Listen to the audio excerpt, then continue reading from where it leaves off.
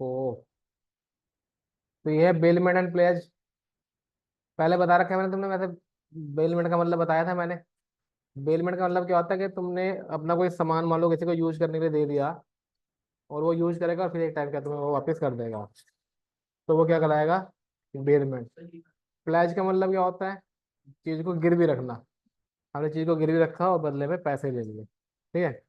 तो बेलमेंट में हम लोग क्या क्या पढ़ने जा रहे हैं? तो duties and rights of bailor, duties and rights of bailee, finder of goods, general lien and particular lien. उधर हम लोग पढ़ेंगे प्लेज में pawnee rights, pawnor rights, pledge by mercantile agent, और डिस्टिंक्शन पढ़ेंगे इन दोनों की। तो वहाँ यहाँ पे जो बेलमेंट में पार्टी होती है बेली और बेलर होती है। प्लेज में पॉनी और पॉनर होती है। तो हम लोग पहले पढ़ रहे हैं what is bailment.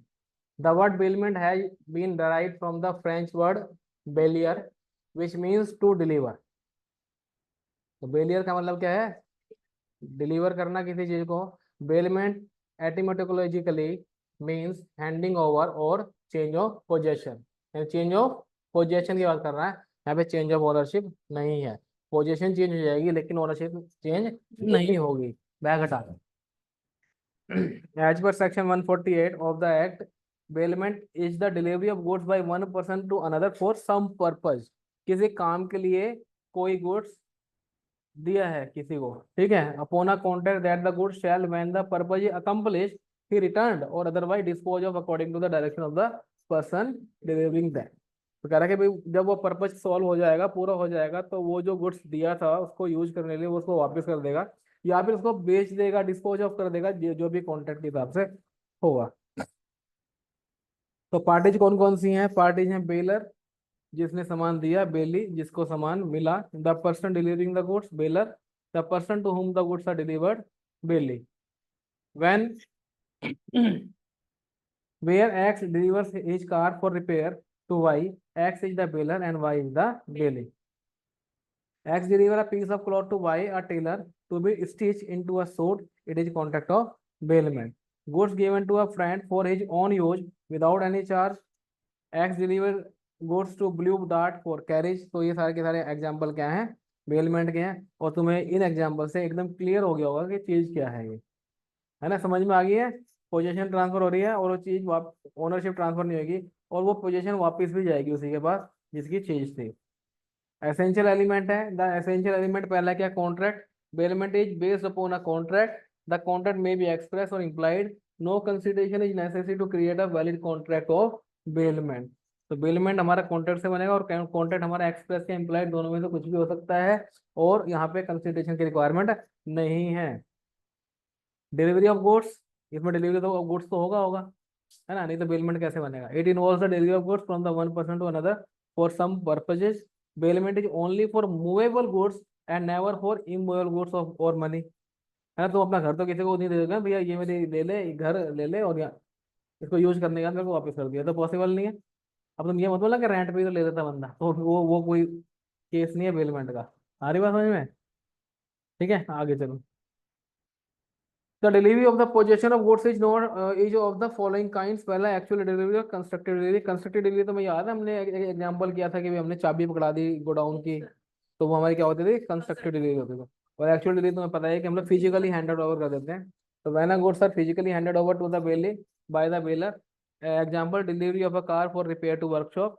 Constructive delivery where delivery is made by doing anything that has the effect of putting goods in the possession of the belly or of any person authorized to hold them on his behalf। Example, delivery of the key of car to a workshop dealer for repair of the car। वहां पे उसने car की चाबी दी है, car ले जाके नहीं दिया। अगर मैं कार ले जाके वहां पे दे दूंगा तो क्या हो जाएगी? Actual delivery.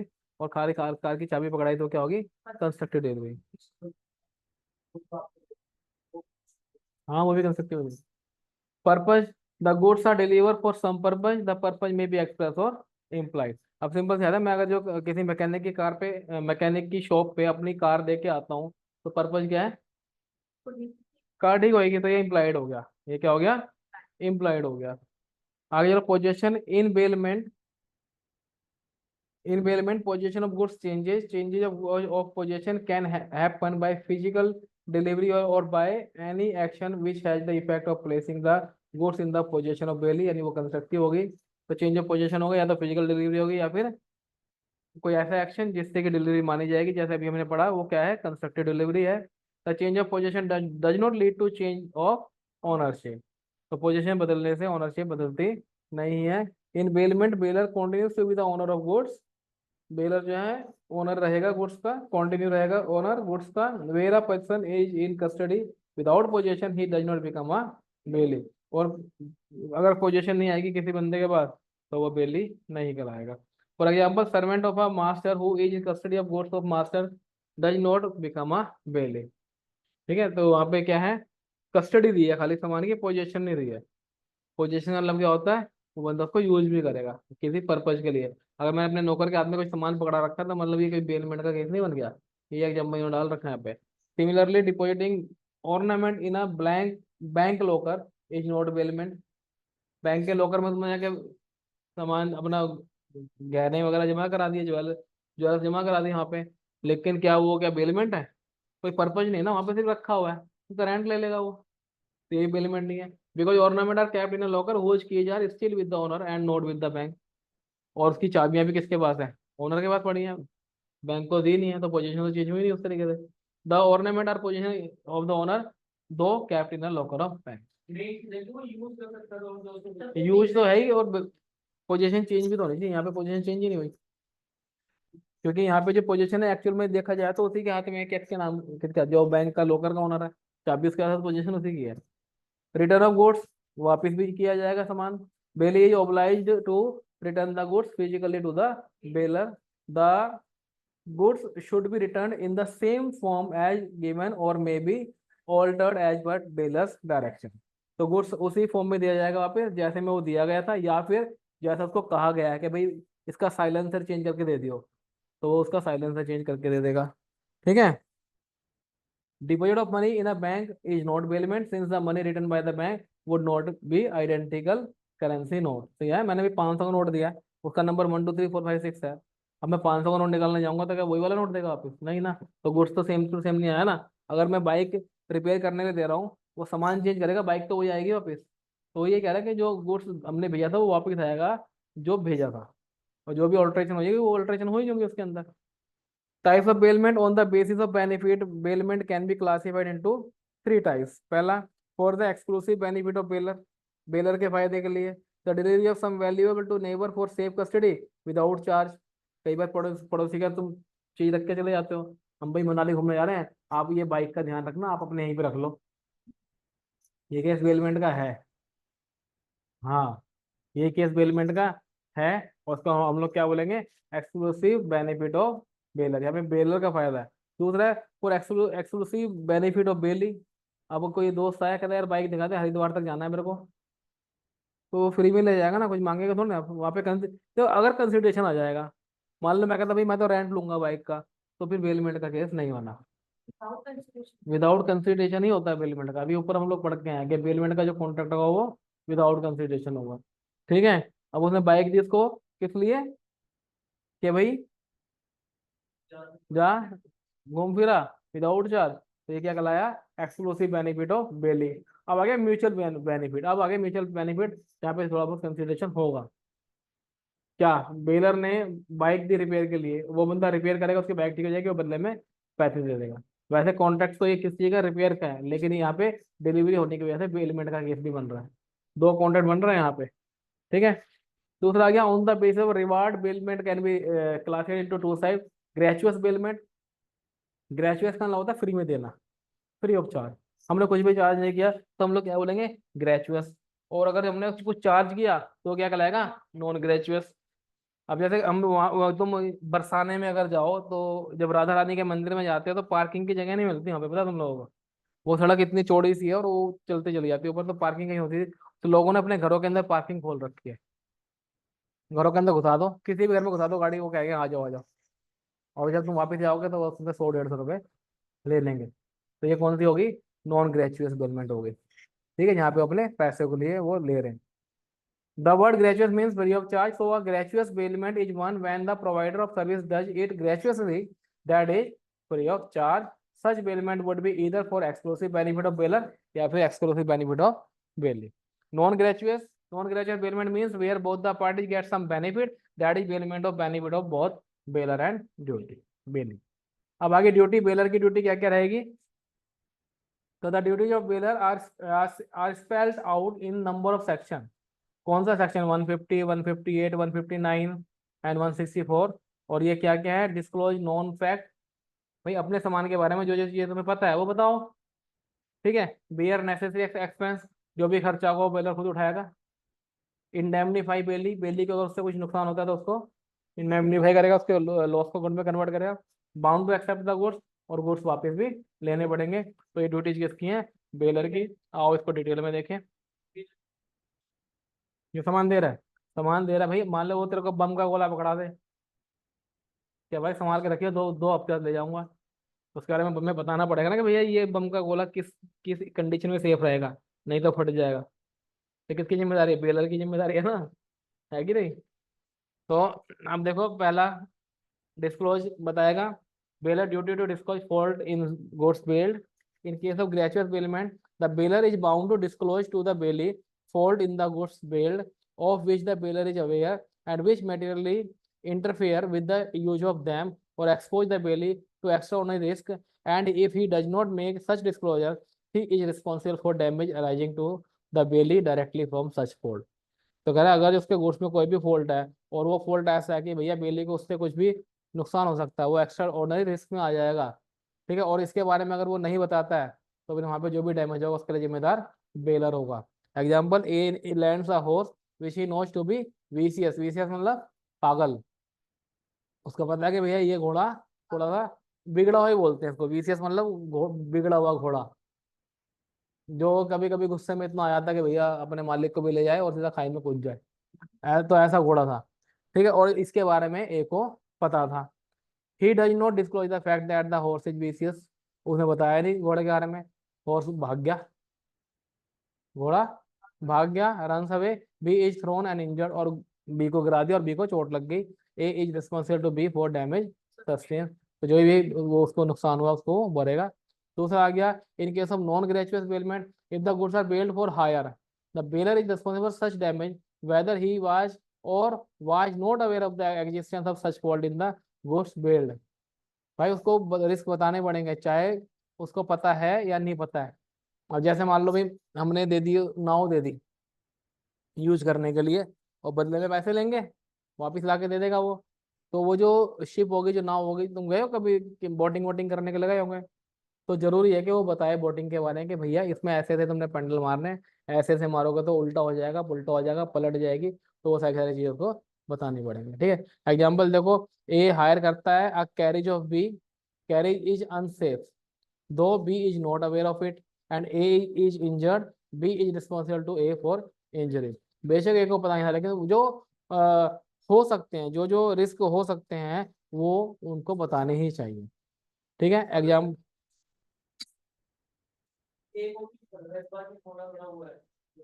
वो तो वो उसमें नहीं होगा, ये यही तो बात है ना, यहाँ पे नॉन ग्रेजुएट वर्ड लिखा है ना, मेंशन किया वहाँ पे।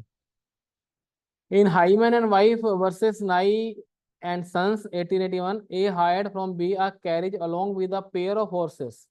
वो क्या लिया? घोड़ा गाड़ी लिया बेसिकली। ठीक है। कैरेज मतलब क्या होता है? कैरेज क्या होता है? वो तो बाद में नाम रख दिया। कैरेज एक्चुअल में जो वो जो बॉक्स होता है, जो टायरों के ऊपर लगा होता है, जिसके अंदर तुम सामान रख के ले जाओगे, और जिसमें नीचे टायर भी लगे हैं, वो कैरेज होता है। उसको खींचने वाला कौन है, वो डिपेंड करता है, बैलगाड़ी खींचेगी, घोड़ा खींचेगा, या मोटर खींचेगी, वो कैरेज है।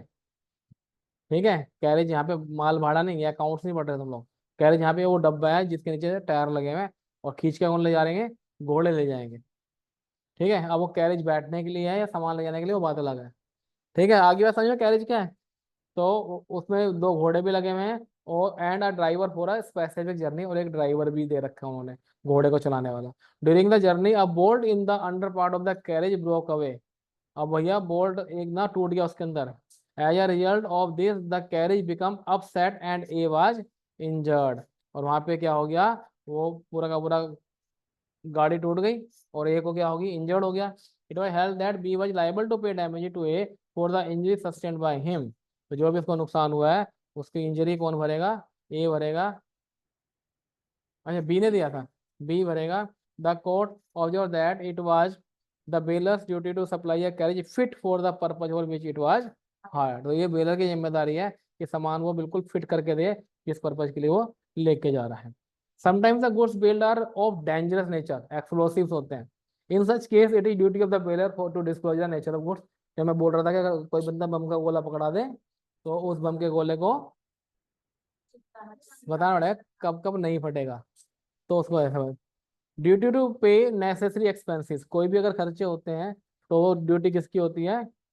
अब जैसे मान लो भाई बाइक दे दी उसने और टायर था बहुत पुराना, फटेला टायर था। अब अगर वो टायर वहां पे रास्ते में चेंज करवाता है तो बेलर को पैसे भरने पड़ेंगे उसके, है कि नहीं। बाइक दे दी और बाइक की हालत इतनी खराब थी, उल्टा बेचारे को रिपेयर कराना पड़ा, तो जो भी खर्चा होगा वो बेलर का बनेगा। In case of gratuitous bailment where the condition of the bailment the goods are to be kept और टू बी कैरिड और to have work done upon them by the bailee for the bailor and the bailee is to receive no remuneration, the bailor shall repay to Bailey the necessary expenses incurred by him and any extraordinary expenses incurred by him for the purpose of the bailment। तो यहाँ पे baler बेली किसी को payment नहीं मिलनी। अब बेली उसके चीज में उसके गुड्स में उसको ठीक वगैरह करवाया जाता है, रिपेयरिंग वगैरह करवाया जाता है, तो वहाँ पे वो एक्सपेंसेस जो है, जो भी एक्स्ट्रा ऑर्डिनरी एक्सपेंसेस है वो सारे के सारे कौन भरेगा, बेलर भरेगा। आगे आता है in case of non gratuitous bailment the bailor is liable to pay the extraordinary expenses incurred by the Bailey.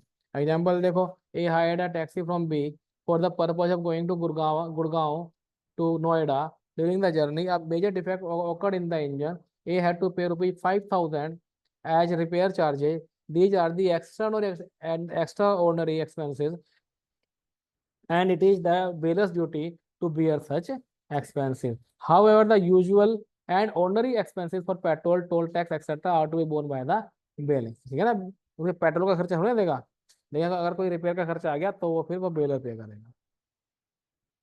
Duty to indemnify the bailee for premature termination, अगर टाइम से पहले सामान वापस ले लेता है और फिर बंदे को जो है अगले कहीं और से चीज हायर करनी पड़ती है तो उसमें भी फिर बेलर की जिम्मेदारी आती है।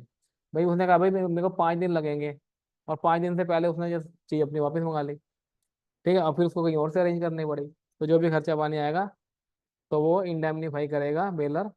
The bailor must compensate the bailee for the loss or damage suffered by the bailee that is in excess of the benefit received, where he had lent the goods graciously and decide to terminate the bailment before the expiry of the period of bailment। यानी bailment का time period होने से पहले पहले उसने जो क्या कर लिया, वापस ले लिया और बेचारे को उसको सारे के सारे बेनिफिट नहीं मिले, तो फिर बेलर की जिम्मेदारी कि उसके पेमेंट करेगा। बेलर रिस्पॉन्सिबिलिटी तो बेली, अब ये किसके लिए आ गई, बेलर के लिए, कि भाई वो बेली के बारे में क्या क्या है। तो पहला है indemnify for any loss which the bailee may sustain by reason that the bailor by not entitled to make the bailment or to receive back the goods or to give direction respective the defective title in goods. यानी किसी बंदे ने किसी और का सामान उठा के दे दिया, हाँ भाई तेरे को बाइक चाहिए, अब ये वाली बाइक ले जाओ उठा के, और बाइक थी किसी और बंदे की। अब यहाँ पे क्या होगा, उसको भैया कुछ ना कुछ नुकसान तो होगा, या तो चोरी में पकड़ा जाएगा, सबसे मेन तो यही चांस है कि भैया बाइक उठा के दे दी तो चोरी में पकड़ा जाएगा, तो उसको जो भी नुकसान होगा इस उस केस में। भाई अगर बेलर किसी को गुड्स देता है बेली को यूज करने के लिए तो उसके पास ओनरशिप होना जरूरी है, उसका टाइटल डिफेक्टिव नहीं होना चाहिए। It is the duty of the bailor to receive back the goods when the bailee returns them after the time of bailment has expired or the purpose of bailment has been accomplished। तो ये baler की duty है कि वो अपने goods को वापस ले ले जब वो काम कार्य समाप्त हो गया जिस काम के लिए वो बेलमेंट की गई थी। If the bailor refuse to take delivery of the goods when it is offered at the proper time and bailee can claim compensation for all necessary expenses incurred for the safe custody. तो कहता है भाई जब अगर time मान लो आज 4:05 पे भाई मेरा जो है टाइम पीरियड हो गया, मैं 4:05 में कहा भैया ये रख ले सामान, उसने कहा भाई मैं नहीं आ रहा अभी लेने के लिए, वो मना कर देता है, रिफ्यूज कर देता है। अब उस सामान को रखने के लिए मेरे को कहीं पे किसी से जगह मांगनी पड़ी, वो बंदा मेरे से भैया किराया मांग रहा, भैया मैं तो भैया एक दिन के इतने पैसे दूंगा, तो वो जो भी खर्चा हुआ बेली का वो कौन भरेगा, बेलर भरेगा। यही कह रहा है कि अगर उसको कुछ भी सेफ कस्टडी में रखने के लिए खर्चा करना पड़ा तो वो किसको देना पड़ेगा, बेलर को देना पड़ेगा।